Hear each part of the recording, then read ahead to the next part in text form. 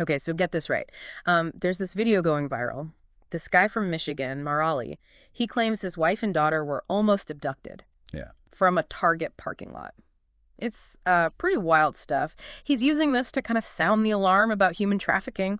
He even claims that Michigan is, get this, the #2 state for this kind of crime. Wow. So obviously we had to look into this, right? We've got Ollie's video, and we're lucky enough to have an expert joining us today to break it all down. So big question is, what's the real story here?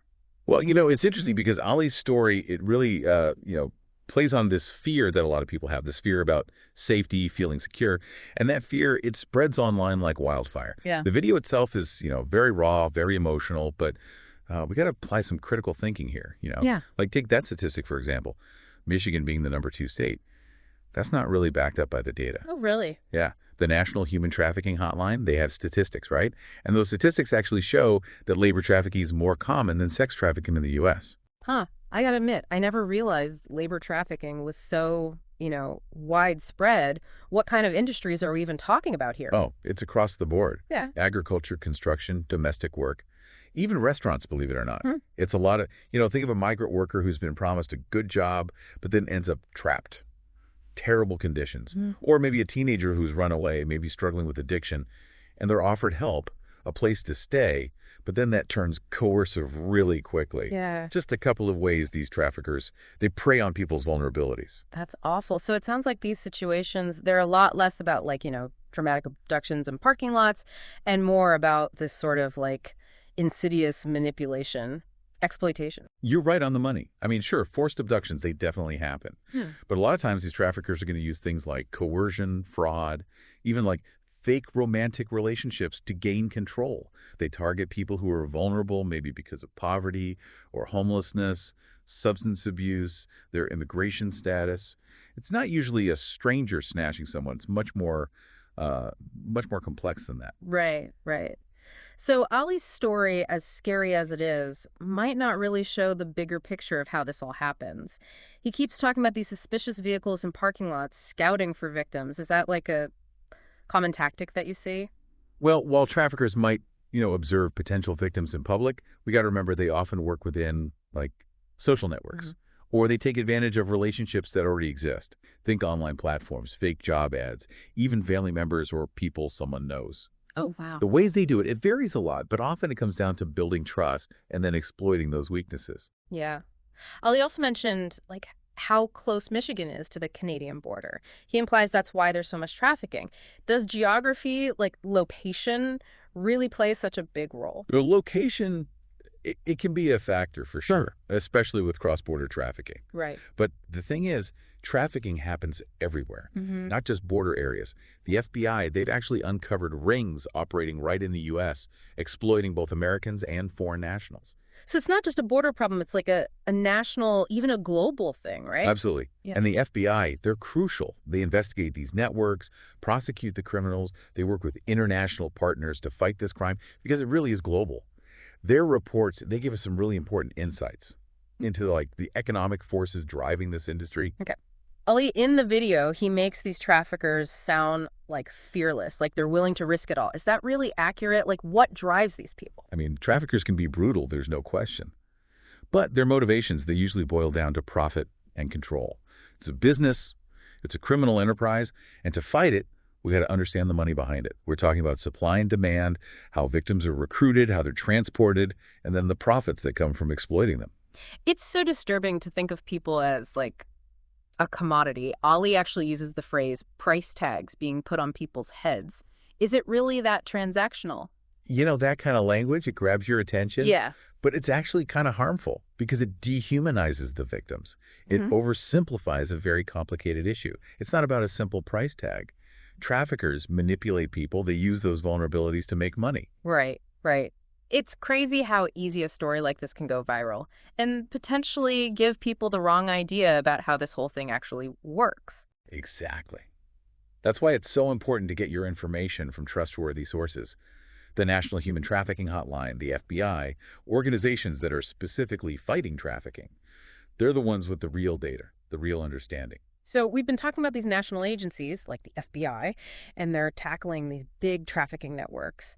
But What about things on a more local level? Like, what's the role of local law enforcement in all this? Oh, they're crucial. I mean, to think of them as like the first line of defense.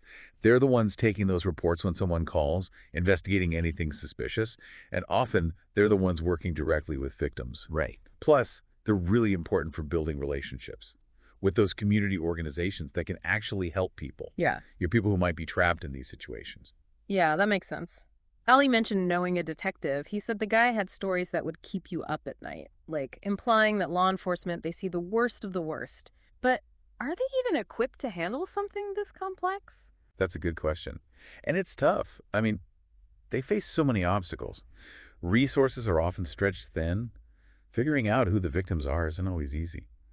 And these cases, trafficking cases, they require special training, to understand all the nuances. Yeah. There's always room to do better.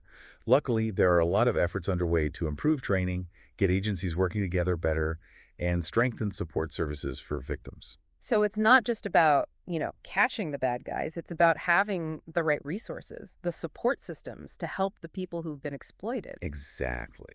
We have to be thinking about the victims first, recognizing the trauma they've been through, giving them access to counseling, health care, offering legal help, and of course, most importantly, making sure they're safe, that they're okay. Yeah. Ali's wife, in the video, she talks about how she's having trouble sleeping, and she feels drawn back to that Target parking lot. It really shows you just how emotionally damaging this whole thing can be. Trauma. It's a huge part of this whole experience, the human trafficking experience. Survivors often struggle with fear, anxiety, some even have PTSD. And the effects, they can last a long time. That's why providing support and resources is absolutely vital. It's how we help people heal, help them rebuild their lives. All of this, it feels pretty overwhelming. The scale of this, how complicated it is, it's hard to even know where to start. Like, what can we, as everyday people, what can we actually do to make a difference? That's a great question. And it's so important to remember that even small actions, they can have an impact. First and foremost, education is key. The more we understand, how trafficking works, the warning signs, how to report something if we see it, the more we know, the more equipped we are to actually help. So instead of just sharing these viral videos, which, they might be coming from a good place but might not be entirely accurate, we should be focusing on getting our information from sources we can trust. You got it. Spend some time on the National Human Trafficking Hotline's website. They've got tons of information. Follow some organizations that are actively fighting this. Knowledge is power. The more you know, the more you can do. Are there any, specific organizations that stand out to you? Groups that are doing work we should be supporting? Oh, there are so many amazing organizations out there. Some focus on prevention, educating people about the dangers. Others work more directly with victims, helping them escape, get the support they need. There are also groups working to change laws, make things better on a systemic level. I think it's about finding the groups that resonate with you, that align with your values, and supporting their work however you can. What about those of us who want to do something more, in our daily lives? Can we, as consumers, can we make a difference? Absolutely. Hmm. The choices we make, they have power. You can look for businesses that have those certifications, like fair trade. Those ensure that workers are treated fairly and paid a living wage. Support companies that are open about where their products come from and committed to doing things ethically. These small choices can actually lead to big change. So it's not just about, being watchful in parking lots. It's about thinking carefully about the choices we're making every single day. You got it. We're all connected in this big, complicated world. And even small actions can contribute to keeping these systems of exploitation going or stopping them. Ali mentioned something in the video about how these traffickers, they come from all different backgrounds, drive fancy cars. It's almost like he's trying to tell people who to be suspicious of. Is there, a typical profile, someone we should be looking for? It's important to remember, trafficking doesn't discriminate. They can come from any background, rich, poor, any race. Focusing on stereotypes can actually be more harmful than helpful. It distracts us from the real problem, which is vulnerable people being exploited. So instead of judging by appearances, making assumptions, we need to be paying attention to those signs of exploitation. Yes, and those signs can be really subtle. It's about being observant, noticing if someone seems scared, controlled, or if their story just doesn't sound quite right. Trust your gut. And if you think something's wrong, know where to turn for help. Ali also mentioned something about traffickers taking pictures, making internet-based profiles of kids. It plays into that fear a lot of parents have about, online safety. Online safety is huge. And yeah, traffickers definitely use the internet. It's a tool for recruiting, for exploiting people. It's so important for parents to be talking to their kids about online safety. Set some boundaries, be aware of what they're doing online, what platforms they're using. So it's about being smart, aware of the dangers, but not letting that fear take over, not letting it stop us from, using technology, being online. Exactly. Digital literacy. That's what it's all about. Knowing how to use the internet safely, responsibly, for ourselves and our kids.